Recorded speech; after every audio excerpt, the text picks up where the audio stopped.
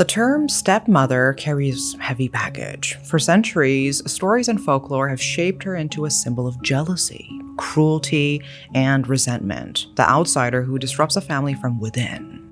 But in reality, stepmothers are often just people trying to build trust in difficult, complex situations. Many are kind, many are loving. The stereotype rarely holds. And yet, there are cases so disturbing that they seem to bring those old myths to life, not as fantasy, but as something far more tragic and real. This is a story of a woman who hadn't even married into the family yet, and a father who once promised to protect his children. Together, they made a decision so cold, it left an entire nation in disbelief. This is the case of Zhang Bo and Ye Chengchen.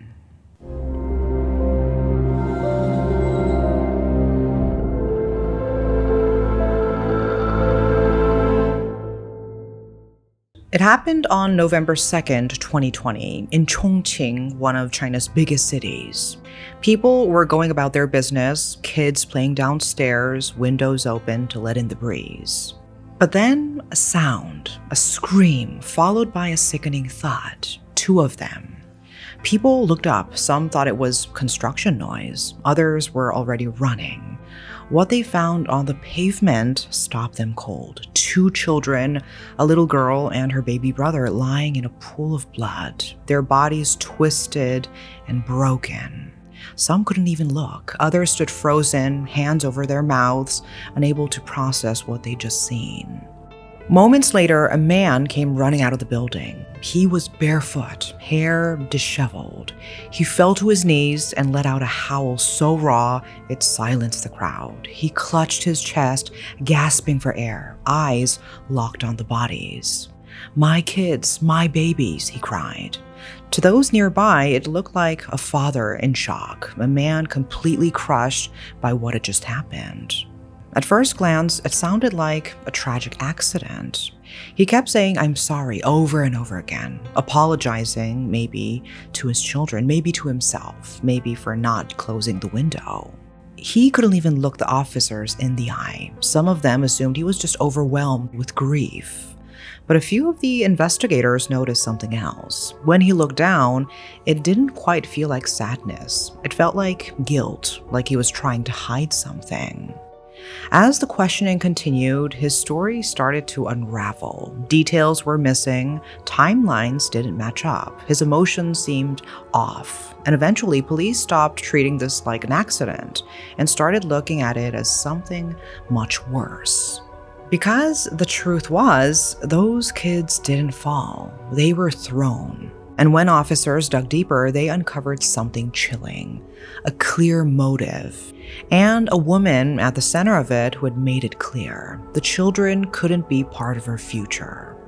So what exactly happened in the days leading up to the murder? The father's name was Zhang Bo. He came from poverty, the kind of poverty that shapes your entire childhood. His family couldn't afford stable housing, let alone anything beyond the basics. Education was a luxury. Zhang never made it past elementary school. And with no qualifications, finding a decent job wasn't easy. Still, he worked. From a young age, he took whatever jobs he could, trying to support his parents. Years of sweat and struggle eventually paid off. By the time he reached adulthood, Zhang managed to land a more stable job. It wasn't glamorous, but to him, it meant progress. He was finally able to contribute something more than just scraps. Chen Meilin, on the other hand, came from a different world. She grew up in a loving, middle-class family who valued education. Her parents made sure she had every opportunity they could afford.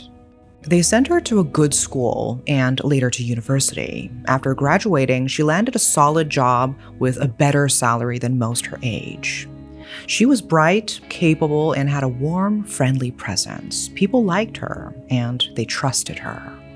When Mei Lin met Zhang Bo, it wasn't about money or background. She saw something else in him, his perseverance, the way he never gave up despite the odds.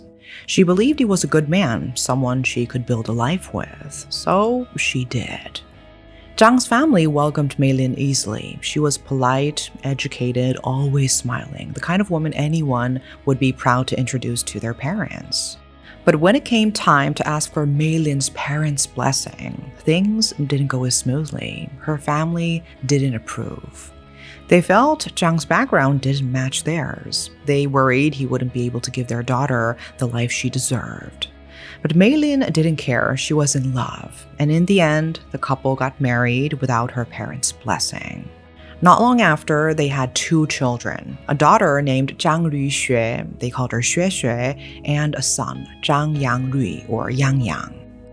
To outsiders, they looked like a happy family, a beautiful wife, a hardworking husband, 2 young children full of life. But beneath the surface, things were already starting to change. Zhang Bo wasn't satisfied. He started spending more time online, scrolling through social media, chatting with strangers, drifting away from his wife. It was around April 2019 that he met someone new. Her name was Ye Chengchen. Ye was younger, born in 1994, and came from a wealthy family. Her parents ran a successful food company, and Ye handled their finances. She was attractive, independent, and still single. Zhang was drawn to her instantly. When she asked about his status, he lied. He said he wasn't married, that he had no kids. They started seeing each other. Zhang would sneak out of the house, telling Mei Lin he was going for a walk or running errands. Anything to keep his double life hidden. For a while, it worked. But eventually, Ye found out. She discovered the truth, the marriage, the kids, but surprisingly, she didn't walk away. She stayed. And Zhang, instead of trying to fix his broken home, leaned into the lie. He promised Ye he would leave his wife. He told her over and over again that she was the one he truly wanted, that he would do anything to be with her. And then he followed through. In early 2020, Zhang Bo filed for divorce. Chen Mei Lin was blindsided. She had no idea what had happened to the man she married. Why was he suddenly ending their marriage? What had changed? She begged him to talk to her, to explain, but Zhang wouldn't tell her the truth. When she finally learned about the affair, she didn't give up. She pleaded with him to stay. She promised to be better. She told him they could work it out for the sake of their children. She even got down on her knees and begged him not to leave. But Zhang Bo didn't listen. By February 2020, the divorce was finalized. They agreed to split custody. Chen took Xue Xue, their daughter, and moved back in with her parents in the urban part of Chongqing. Zhang kept custody of their son, Yang Yang, who was just over a year old. And immediately, Zhang proposed to Ye. But instead of celebrating, Ye got angry. She didn't want to marry a man with baggage, especially not with a toddler in tow. She made it clear that she didn't want to raise another woman's child. She didn't even want the child in the picture at all. She hated both children. The reason Ye Chengchen hated them was simple. At least in her eyes, they were in the way, a burden. She saw them as pieces of Zhang's past that kept showing up uninvited in their present. And instead of suggesting that Zhang hand over custody to the children's mother, who would have gladly raised them, Ye said something else. Let's just kill the 2. It sounds unbelievable, but those words didn't come out of nowhere. Throughout their relationship, Ye had already shown signs of instability. She wasn't someone who acted sweet or soft toward Zhang Bo. If anything, their relationship had already crossed several dangerous lines. There were reports that she once held a knife to Zhang and even injured him. She would tell him to cut himself, or else she'd harm herself and walk away. He had bruises and cuts to show for it. She once threw an ashtray at his head. Another time, she threatened to kill herself if Zhang didn't prove his loyalty. Despite all this, Zhang stayed. He chose her again and again over his family, over his wife, over his kids. And as soon as the divorce was finalized, Ye didn't hold back anymore. She became more direct. She told Zhang to get rid of his children. Again and again, she made it clear she didn't want them in her life. At first, Zhang hesitated. He told Ye that his son Yang Yang was already weak and sickly, that maybe he would die soon anyway without them needing to do anything. It was a cowardly deflection, but it showed one thing. He wasn't completely on board. Not yet. Then came June 2020. Ye threatened to end their relationship. And that is when something in Zhang shifted. Whether out of desperation, obsession, or emotional collapse, he made a decision, one that crossed every line. He started to believe the same thing Ye kept repeating, that the children's lives were worthless, that if they were gone, he and Ye could finally be free, finally be happy. Ye told him, if you really love me, prove it. And in Zhang's twisted logic, killing his own children became the proof. At first, the plan focused on Yang, the son who was already living with Zhang full-time. But then it expanded. According to WeChat records, between May 28th and November 2nd, 2020, Zhang and Ye talked many times about killing Xuexue as well. Ye was afraid that the girl might be a reason Zhang could reconnect with his ex-wife. That possibility alone was enough for Ye to want her gone. Chen Meilin visited Zhang's apartment. She asked him if he could watch Xuexue for a few hours while she stepped out. It wasn't unusual. She had trusted him with the kids before. But this time, Ye saw an opportunity, and she pushed hard. She called Zhang again and again, pressuring him to go through with it. She wanted him to kill the little girl while she was still in his care. But Zhang didn't do it. Chen returned sooner than he expected, and when she got back, she stayed for a while to play with Yang, making it impossible for him to act. For that moment, the plan was put on hold. Then came November 1st. Zhang called Chen and asked if he could see his daughter again. He said he missed her, that he wanted to spend some time with her. For Chen Meilin, it felt like a breakthrough. After all the distance, after all the silence, maybe Zhang was finally starting to reconnect with his daughter. Maybe he still cared. She agreed without hesitation. She brought Xuexue over and dropped her off, trusting that her child would be safe with her own father. Then she left to meet her friends for dinner. But once again, Zhang didn't follow through because his mother was at home. He couldn't do anything without being seen, so instead of staying with the kids, he left them with his mother and went to Ye's apartment to spend the night. The plan would have to wait just a little longer, but not for long. At 10 a.m. on November 2nd, 2020, Zhang Bo returned home. He already knew what he was planning to do. He didn't eat, he didn't sleep, he waited. By 3:30 that afternoon, his mother had stepped out. That was the moment he'd been waiting for. Now it was just him and his two children inside the apartment. In the second bedroom, 2-year-old Xuexue and 1-year-old Yang were playing together. They climbed onto the bay windowsill, laughing as toddlers do, completely unaware that their father was standing behind them, watching. Zhang stood there, frozen. He looked at them closely, maybe for the last time as a father. There was a moment of hesitation, but in his mind, he told himself this was the only way forward. He thought, if I do this, I'll be free. Ye will love me. We will have a future together. Then his phone rang. It was a video call from Ye Chengchen. For a split second, Zhang felt hopeful. Maybe she had changed her mind. Maybe this didn't have to happen. But when he answered, what he saw was Ye holding a knife to her wrist, dragging it slowly across her skin. She wasn't joking. She was serious, and she was bleeding. Panic took over. Zhang turned to his children. He walked toward them. He knelt down and pulled them into his arms. The kids giggled, thinking their father was just playing or showing them love.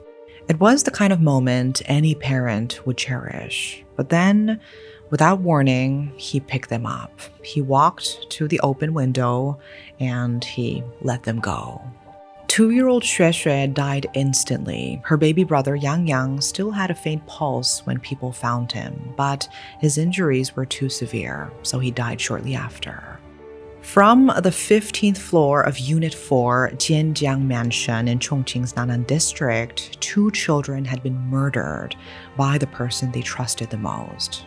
Zhang looked down from the window and saw the blood on the grass. Then he slipped on the mask he had been preparing. He ran downstairs, screaming. He threw himself to the ground. He cried loudly and slapped his own legs, hitting his head against a wall. He wailed like a father in absolute shock.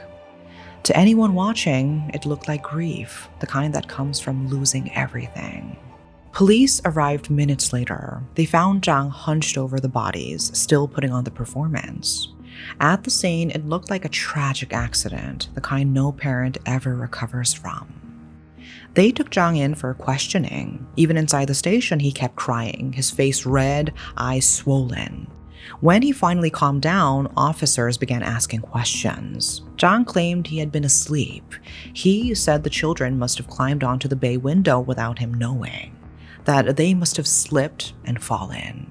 He said he only realized something was wrong when he heard people screaming outside. He looked out the window, saw the red on the grass, and ran down.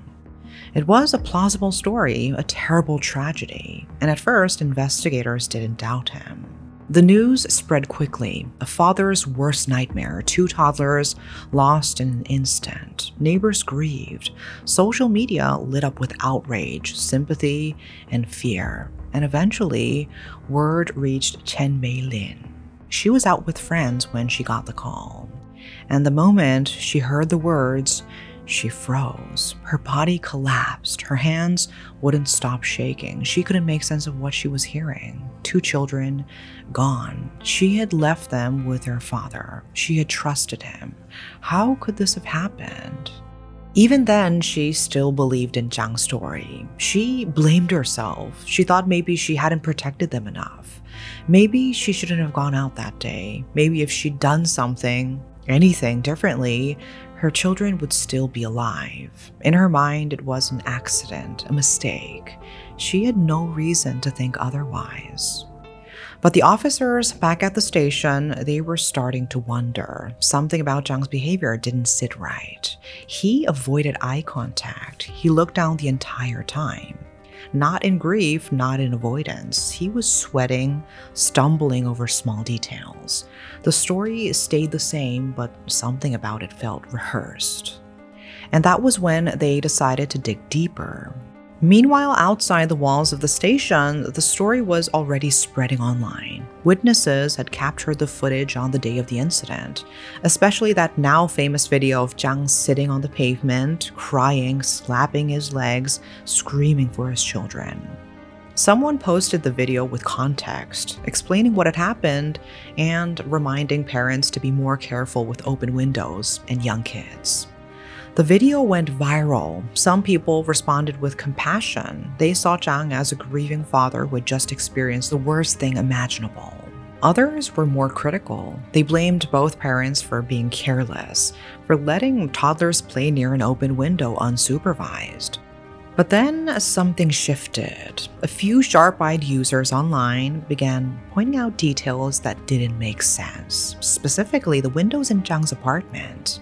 According to residents of the building, all the bay windows were fitted with guardrails. Rails high enough that a 1 or 2-year-old child couldn't possibly climb over them on their own. That detail triggered something in the investigation.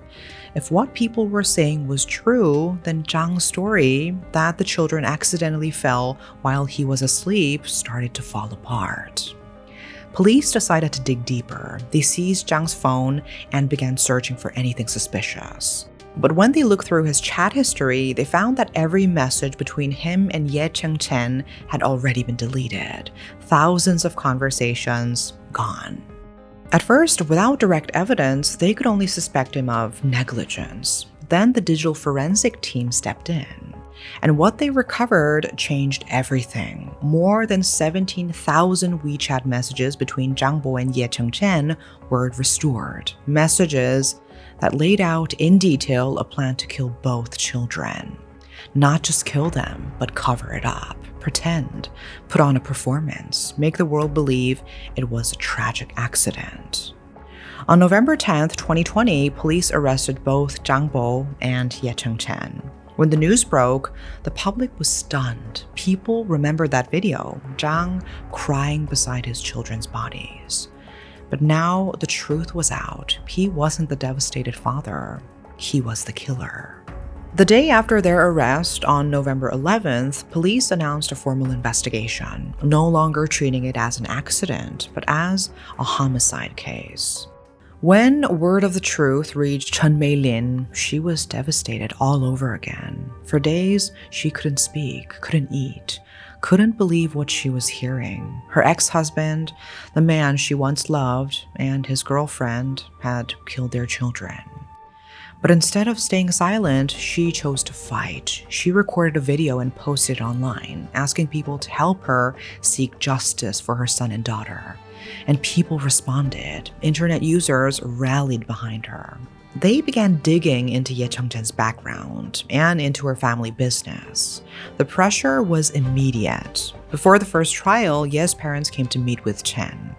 They offered her 300,000 yuan, about 41,000 US dollars, as compensation, hoping maybe that she would forgive Ye, that maybe her support could lessen the sentence.